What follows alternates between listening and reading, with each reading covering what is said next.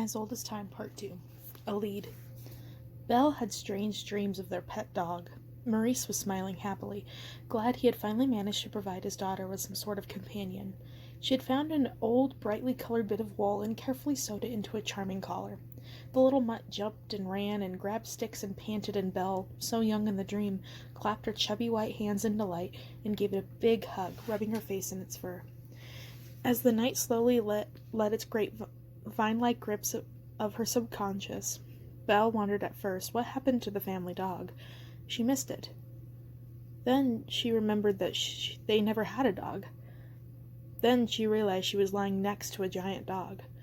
Then she realized it was the Beast, actually. At some point, by the third or fourth Jack story maybe, both of them must have drifted off. She remembered the Beast's eyes being bright and open one moment, then snapping shut like a book the next. No fluttering, no fighting sleep, or gently succumbing to it. Awake, then asleep, like a wild animal. Belle was mildly shocked to have fallen asleep so quickly herself. Her feet pressed comfortably up against his toasty side. The smell of fur, not bad or unclean, just strong, permeated the duvet. No wonder she had dreamt about a dog. On the table nearby, the little teacups were gently breathing and snoring, moving very little. It was ridiculously adorable. Belle didn't think she had ever seen something so sweet and strange. Maybe being trapped here forever, forgotten, wouldn't be so bad. Maybe they would have endless tea parties and sleepovers and story time until she was an old lady and the Beast's fur went gray. There were worse ways to spend a life. The Beast turned and shifted, his massive size picking up a corner of the blanket and pulling the whole thing off Belle in one accidental tug. He wriggled his shoulders and then yawned. A large, horrible, nearly endless noise that stretched out his mouth until it looked like it could have consumed cities. Belle drew back, a little nonplussed. Eyes still closed, he gave himself a good scratch and then stretched out. But as soon as one of his giant toes met her legs, his eyes popped open. The look he gave her was so surprised and chagrined she almost fell over laughing. "What?" he began. Belle put a finger to her lips and pointed at the teacups. He raised a shaggy eyebrow, still a little stupid from sleep, and then nodded, suddenly understanding. "I hadn't realized he whispered, scratching the back of his neck in embarrassment. "I must have drifted off." "That's all right," Belle whispered back with a smile. "It was a good story," he protested, trying to keep his voice low. I wasn't bored. I was just so comfy, and I was so sad earlier, and the fire was nice." "No, it's fine," Belle said, smiling. "I take it as a compliment." They were both silent for a moment. Suddenly it got awkward. Belle pulled her legs closer to her in a move that was supposed to look like she was casually adjusting her dress and stretching her toes. The Beast sat stiffly upright as if yelled at by a posture coach, quickly putting his hind paws on the floor. He tapped the armrest speculatively. "We were, sleeping here all night?" he ventured. "No, just a few hours, I think." "Huh," the Beast said cryptically. The little cups, finally disturbed by the noise the grown-ups were making around them, began to push off each other and roll and smack whatever passed for their lips. It was like watching a cuddle of baby kittens or chicks stir awake. "Just one more," Chip said sleepily through a yawn. Belle laughed. "It's time to go to bed," she said gently. "No," he groaned. "My mom's gonna kill me," one of the other teapots swore. As if summoned by thought, the library door creaked open as Mrs. Potts herself came in. If Belle didn't know any better, she would have thought the housekeeper was listening at the door. She no longer wore the black cozy. She had a little mourning ribbon tied around her handle. "All right, Chip, the sleepover is over," she said firmly. "Time to come over for your real bed." "This was great, Mom," Chip said, dancing up and down. Belle leaned forward, afraid he would throw himself off the table. "Can we do it again?" "And can Belle read us a story again?" one of the other cups begged.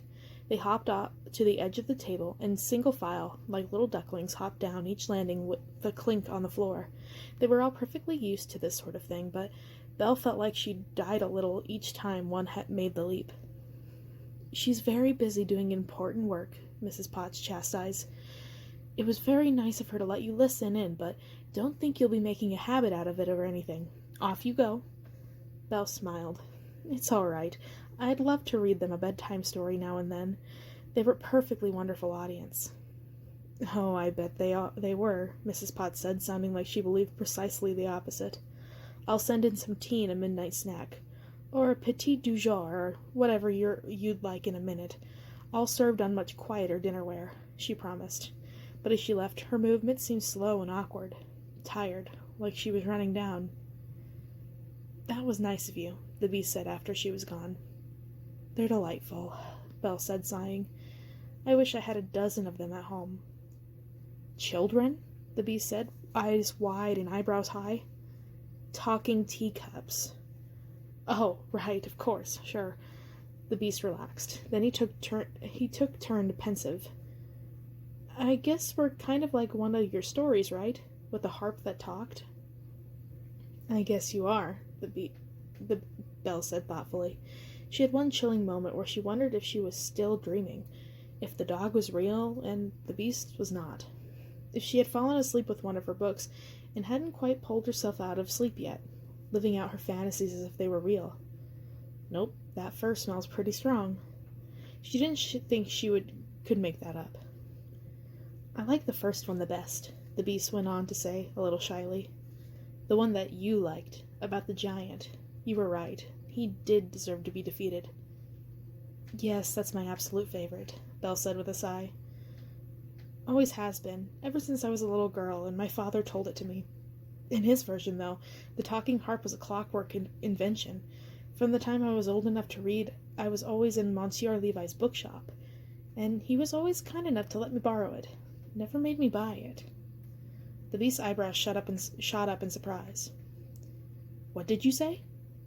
"He never let me buy it. I was the only one in town who loved books as much as he did, and—" No, the Beast shook his head impatiently. "The name of the man, the bookseller." "Monsieur Levi?" Belle repeated, puzzled. "That sounds very familiar." He dug down in between the couch cushions, pausing to swear when threads became caught in his claws. He threw the duvet aside on the floor. Belle would have to talk to him about that at some point, but not now, obviously, and searched more frantically. Then he looked under the couch and triumphantly pulled out one of the census books. "I saw it. In here, I think. Here it is," the Beast said with triumph. He spun the book around to see so she could see, and tapped an entry with his claw. Belle gasped.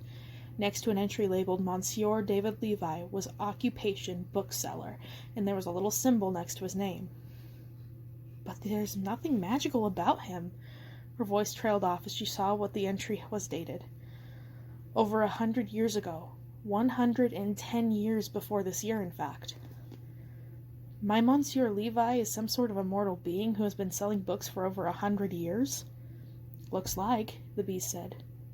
"If he's been around for so long and he's one of Les Charmands," Belle said, getting excited, "I'll bet he knew my mother, and can remember her." The Beast frowned. "How do you figure?" "At its height, your your kingdom wasn't huge," she said excitedly, holding up one of the record books. "It's like there were only 1,000 heads of household recorded. You have to figure that Les Charmands would have been a small percentage of that, and they probably all knew each other. Plus, he somehow magically winds up living in the same village as my mother. That's too coincidental." "Good point," the Beast said, nodding. "You know him closely, right?" "He's only my favorite person in the whole world besides Papa." "And he still lives in your village?" "Yes." "We need to go talk to him, then." Belle looked at the library windows, dramatically and ironically. White webbing now crossed it. "Remember, that? We're prisoners here." "What would Jack do, Belle?" "When did he become the insightful one?" She mock-pouted. "I suppose he would figure out some super clever way around it." The Beast looked at her with wry amusement. "Since you're the clever one here and haven't come up with a cunning plan, I was going to suggest brute force, like we're a castle under siege fighting them off. That's what I know." "That's a fair point," she succeeded, smiling. "We should round up everything sharp and cutting," he said, "and hammers and mallets to smash the panes between them." "Yes, sir, Prince General, sir," Belle said, saluting him with a sparkle in her eye. It made sense to try and leave through the gates that Belle had originally come through. They unlatched inward so at least they wouldn't have to be broken through first. But throwing them open revealed a beautiful, if disturbingly solid, obstacle, a phosphated wall of crystal and ivory, ice and bone. Some of the panes showed more scenes of her mother, and Belle was hypnotized by them at first. A particularly intriguing one was of her standing in front of a mirror and magically adjusting her hair color and outfit color, cocking her head to see how it looked. "That's so not like me," Belle breathed. But if she had a fancy glass and the power to change the way she looked on a whim, would she? Most of the castle staff had gathered in the courtyard to watch and help, a strange collection of objects, furniture, and bric-a-brac scattered on the snowy ground. Some wore tatters of cloths like scarves, harkening back to when they were human. Lumiere and Mrs. Potts stood together, out of the way. The little candelabrum had an arm held comfortingly around her rounded middle. A pile of potentially useful and inanimate ancient weaponry lay nearby. The beast howled and threw himself at the biggest, most fragile-looking pane in the webbing. There was a strange noise, like a gong, as the material bowed with its weight, and then immediately straightened again. The beast flung himself at the window a second time, claws out to try to snatch it. The noise it made caused Belle and everyone watching to cover their ears and shriek to down out the terrible sound. "Warhammer," the beast ordered. Cogsworth directed a whole phalanx of little creatures to run forward and hand him the ancient thing. With a mighty cry, like a titan of old, the beast took and swung the hammer around his head 3 times before letting it crash into the pane. Something happened. Little cracks and rivulets appeared, jagged and strange, all over the crystalline sheet, but not like ice or anything else natural. It started and stopped and branched out in ways that fooled the eye. In each new shard there was formed as a result of the subdividing, a new scene from Belle's mother's memory appeared. Sometimes it was the same memory, by a fraction of a second, or from a slightly different point of view. The beast roared, raised the hammer, and hit it again. A grating, splintering sound tinkled through the air. More cracks appeared. The shards shattered into more shards. Each, Belle suddenly noticed, was framed by a quickly growing white border of webbing. "Wait," she cried out, grabbing his arm and stopping him before he hit again. He paused, confused. "It's just reinforcing itself," she said, pointing, "every time you smash it." Indeed, it was true. The bone-white runners snaked along one of the broken pieces, thickening at junctions and throwing out more threads to protect what it was left. The beast howled in rage and threw the hammer down. Everyone flinched. "Cogsworth, get the suits of armor," Belle ordered. Right away, the little clock waddled off. Almost immediately the suits came marching through, in a way which would have terrified Belle if she had known better. These had probably been palace guards before they were turned, even if they were unnatural golems now. "All right, beast, as soon as you hit it, step out of the way," Belle ordered. "As soon as he's done, one of you rush forward and lunge, striking the glass, or whatever it is, straight on with the tip of your sword to knock it out. Go!" The courtyard soon sounded with a strange, regular, mechanical tone. A woof bang of the warhammer, the metallic tap of a sword point slamming into the place he had just hit. It was all as precise and perfect as a cuckoo clock from the Black Forest. The first shard popped out and landed on the snowy ground beyond the gates. Lumiere, Cogsworth, and Mrs. Potts cheered. "Keep it going," Belle ordered. "Faster." The suits of armor moved more quickly now, the last one who struck quickly marching out of the way to the back of the line while the next one hit. The beast huffed and grunted. Something that was either drool or sweat flew off his head as he swung the hammer. More shards popped out.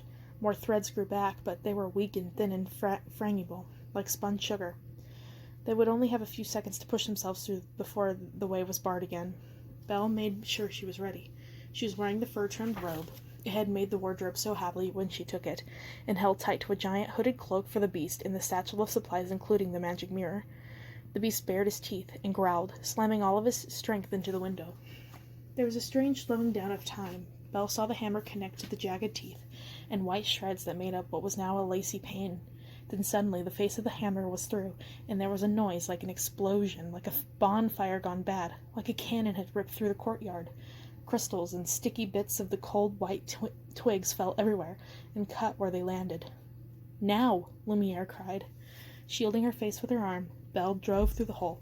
The jagged shard sliced through her clothing, and the cold immediately moved in where the blood began to seep out. She rolled out of the way in the hard ground as fast as she could. The beast was right behind her. With a roar that echoed through the whole Pine Valley, he crashed through like a demon, madly destroying a stained-glass window in a church. Unlike her, he landed on all 4 feet, and immediately shook off the bits of crystal and webbing that came to him. Belle turned to look back. The bone-white webs were growing faster than ever, making terrible little slithery noises in the stone and snow, almost like they were angry about the breach. As she watched, Cogsworth, Lumiere, and Mrs. Potts became blurry and dim when the panes reformed themselves. Lumiere gave a little wave that she could just see because of the flame that twinkled at the end of his arm. "Good luck," she heard them call. And then it was all silent. Snow was falling again. Belle stood up and adjusted her pack, trying not to be overwhelmed with how utterly sad the scene before her was. She, the one who brought down the curse, had now escaped, leaving everything inside to their fate. She could run away now if she wanted to. She could run as far as she could, to Paris even, and pretend none of this had ever happened. And because of the curse, it would be like it never happened. She could forget the kingdom had ever existed. She waved, hoping the little creature sealed inside the glass and bone chrysalis could see her, and tried not to cry. The beast saw her. "I'll come back, whatever happens," he promised. "I'm king now. I need to share the fate of my people." Somehow that only made Belle want to cry more. "You aren't out of danger yourself," the beast reminded her gravely. "You're in the middle of the woods with a beast. As the curse grows stronger, I won't be able to control it forever." Belle had a sudden vision of her body, in blood-stained snow, like something out of a fairy tale gone wrong. She shook her head. "No, you would never hurt me." The beast gave a wan smile, and then leaned over and kissed her on the forehead. "I would kill myself first," he whispered. The two began to walk silently through the falling snow, their tracks back to the castle covered up like an icy wave over the sand.